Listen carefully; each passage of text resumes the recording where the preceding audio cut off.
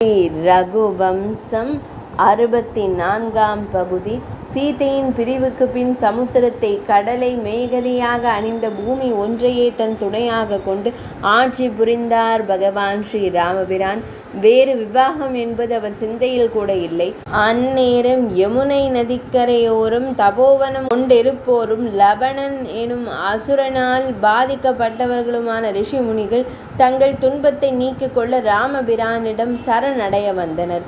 அந்த லபணன் ராவணன் வம்சத்தவன். கடும் தவத்தால் சிவனிடமிருந்து பெற்ற சூலாயுதம் ஒன்றை கொண்டு எல்லோரையும் அச்சுறுத்தி மிரட்டி கொண்டிருந்தான். ராமபிரான் தங்களுக்கு காவலாக இருப்பதால் ரிஷிமுனிவர்கள் தங்கள் ஆயுதமான சாபத்தை அங்கு பிரயோகிக்கவில்லை. காரணம், ரிஷிகளின் சாபம் அவர்களின் தவ வலிமையினை குறைக்கும்.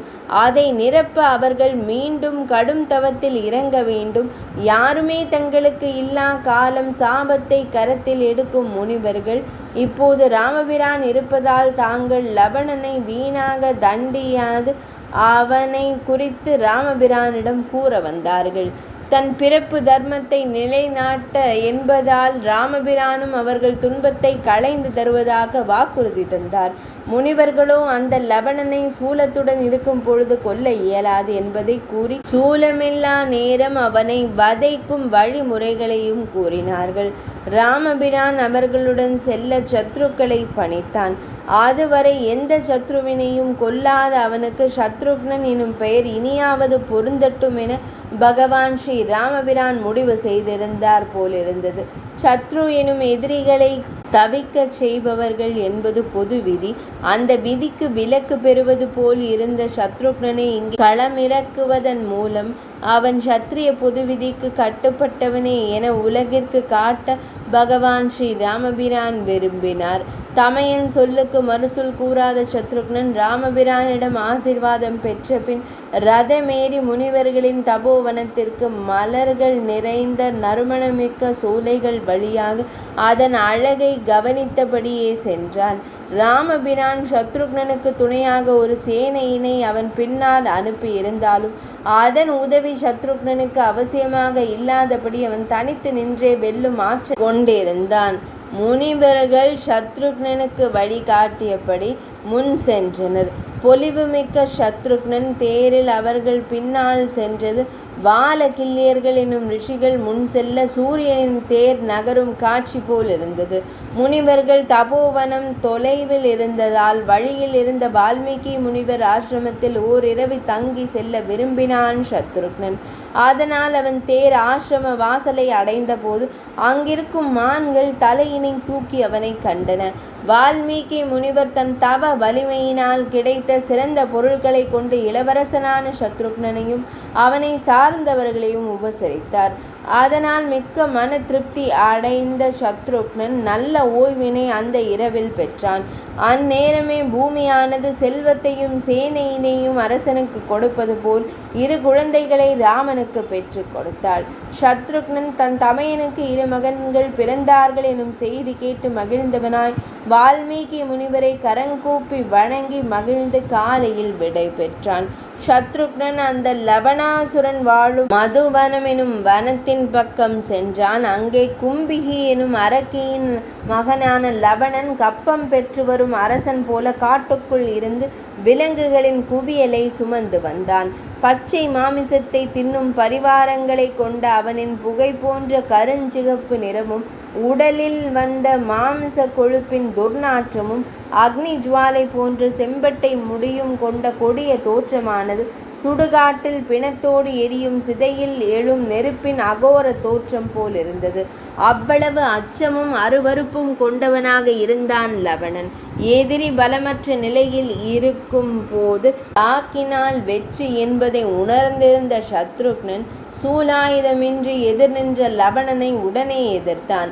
ஆவேசமான லபணன், இன்று எனக்கு காட்டு உணவு போதாது என நாட்டு உணவான உன்னை பிரம்மன் அனுப்பியிருக்கிறான் என்று கூறியபடி அருகிருந்த பெரிய மரத்தை கோரை புல்லை போல எளிதாக பிடுங்கி சத்ருக்னன் மேல் வீசினான். தன்மேல் வீசப்பட்ட அந்த பெரும் மரத்தை தனது அம்புகளால் வெட்டி போட்டான் சத்ருக்னன்.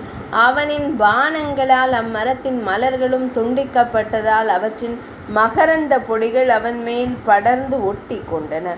அம்மரம் சத்ருக்னனுக்கு தீங்கிழைக்காததால் கோபமடைந்த லவணன் யமனின் தோள்கள் தனித்து கிடப்பது போலிருந்த பெரிய கரும்பாறையினை தூக்கி அவன் மேல் எறிந்தான்.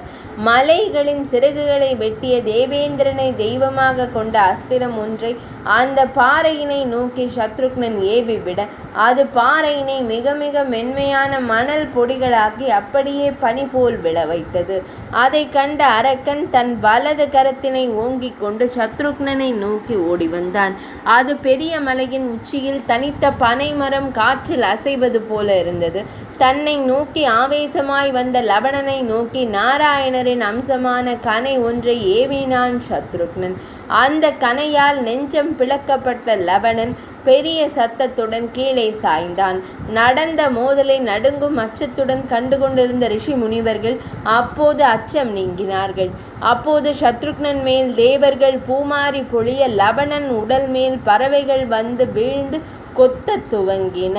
லவணனை கொன்றதால் இந்திரஜித்தனை வென்ற லக்ஷ்மண சுவாமிக்கு தான் சமமான சகோதரன் என கருதி கொண்டான் சத்ருக்னன். மகரிஷிகள் அவனின் பராக்கிரமத்தை புகழ்ந்த போது வீரத்தால் தலை நிமிர வேண்டியவன் ராமனின் கீர்த்தி முன் இது சாதாரணம் என்பது போல் தலை குனிந்து கொண்டான். அந்த பணிவு அவனுக்கு மிகவும் அழகை கொடுத்தது. ஆண்மையினையே தன் அணிகலனாக கொண்ட சத்ருக்னன் உலக வஸ்துக்கள் மேல் பெரிய பற்று கொண்டிருக்கவில்லை.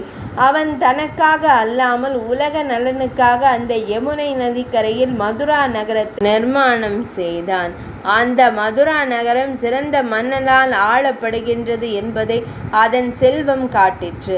தேவலோகத்தவர் வந்து குடியேறி வாழ்வது போல் அது சொர்க்கம் போல் மின்னிற்று. சத்ருக்னன் அந்நகரை அழகுற ஆட்சி செய்து வந்தான். தன் மாளிகையின் மாடத்தில் இருந்து கரிய யமுனை மேல் பறக்கும் பொன்னிறமான சக்கரவாக பறவைகளை கண்டு மகிழ்ந்தான். பூமி பெண்ணிற்கு அழகிய கருங்கூந்தல் போல் யமுனை நதி விளங்க அதன் மேல் பொன் அணிகலன் போல சக்கரவாக பறவைகள் மினுமினுத்து கொண்டிருந்தன. அதே நேரம் அங்கே தன் ஆசிரமத்தில் பிறந்தவுடன் தர்ப்பத்தினால் துடைக்கப்பட்ட குழந்தைக்கு குசன் என்றும் பசுவின் வால் மயிரினால் துடைக்கப்பட்ட குழந்தைக்கு லவன் என்றும் வால்மீகி முனிவர் பெயரிட்டார். தசரத மன்னனுக்கும் ஜனக மன்னனுக்கும் நெருக்கமானவரும் சாஸ்திர வேத மந்திரங்களை அறிந்தவருமான வால்மீகி முனிவர் அவர்கள் இருவர் மேல் கொண்ட அன்பினால் சீதையின் இரு மைந்தர்களுக்கும் சாஸ்திரப்படி ஒரு குறையும் இன்றி ஜாத கர்மாவினை செய்து வைத்தார். குழந்தைகளின் அங்கம் வேதங்களுடன் வளரும்படி அவர்களுக்கு வேதமும் சாஸ்திரமும் போதித்தார் முனிவர். அப்படியே அவர்களுக்கு தான் இயற்றிய ராம காதையினை பாடும்படி செய்தார். குழந்தைகள் பாலபருவத்தை அடைந்த போது ராம காதையினை இனிதே பாடினார்கள். இதனால் ராமபிரானின் பிரிவால் பெரும் துயர் கொண்டிருந்த சீதையின் துன்பம் குறைந்தது. அதே நேரம் ராமபிரானின் சகோதரர்கள் மூவருக்கும் முறையே இரட்டை குழந்தைகள் பிறந்திருந்தன. அங்கும் சகோதரர்களுக்கு இடையேயான ஒற்றுமை நீடித்தது. 64ஆம் பகுதி இனிதே நிறைவடைந்தது.